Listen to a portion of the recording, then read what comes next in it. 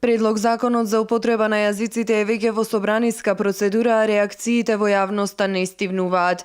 Поранишниот министер за правда Михајло Маневски анализира дека предлог законот за употреба на јазиците е спротивен на амандманот 5 на Република Македонија. Во амандманот 5 со кој се заменува членот 7 од Уставот никаде не се наведува албански јазик, како што се наведува во членот 1 став 2 од предложениот закон. Во членот 1 јасно се наведува дека под друг јазик кој го зборуваат најмалку 20% од граѓаните е албанскиот јазик. Со тоа, со предложениот закон се повредува Уставот, бидејќи во амандманот 5 никаде не се наведува албанскиот јазик, туку се употребува терминологија друг јазик што го зборуваат најмалку 20% од граѓаните. Исто така е службен јазик и неговото писмо, како што е определено со овој член. Ова е формулацијата содржана и во рамковниот договор. Маневски смета дека законот за употреба на јазиците е политичка агресија врз Република Македонија. Двојазичноста на целата територија на Република Македонија воопшто не е дел од Охридскиот рамковен договор.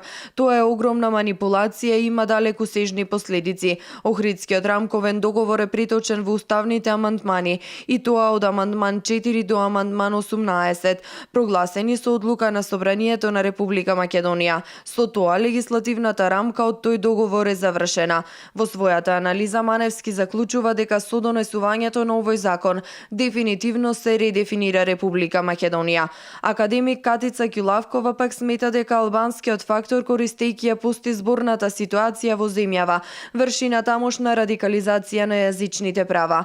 Оваа радикализација се огледа во настојувањето јазичните права да го надминат човечкиот фактор, да не бидат само право на субјектите, граѓаните кои зборуваат, учат, комуницираат, стопанисуваат и слично на албански јазик, туку се залагаат пристрасно и безусловно на поврзување на јазичните права со идентитетските обележја и символи на државата Република Македонија, на сите рамништа, од елементарно до локално и републичко. Да не е така, зошто би им било потребно албанскиот јазик да биде впишан врз сите беџови, символи, униформи, пари, титули, фирми во администрацијата и слично.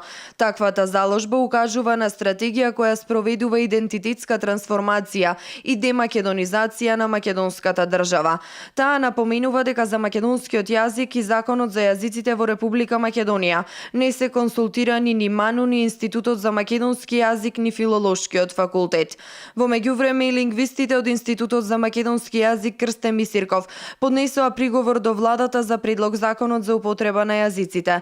Потенцираат дека треба да се сврти вниманието од стручен аспект кон неколку точки во предлог законот кои што се правно и суштински штетни за јазичната политика и за државните интереси на Република Македонија. Велат дека очекуваат отворена јавна расправа во која ќе биде вклучена стручната јавност и се надеваат дека владата нема да ја следи претходната со избрзано донесување закони и дека ќе успее да ги постави вистинските приоритети, зашто поскоро застанување на здрави нозе на земјава за како што велат доброто на сите. Во кабинетот на собранискиот спикер пак Талат Џафери оптимисти дека законот ќе биде донесен пред локалните избори, односно пред да почне изборната кампања, поради која нема да се одржуваат пленарни седници, а со оглед на тоа што овој закон е со знаменце на Европската Унија, треба да се донесе по скратена постапка.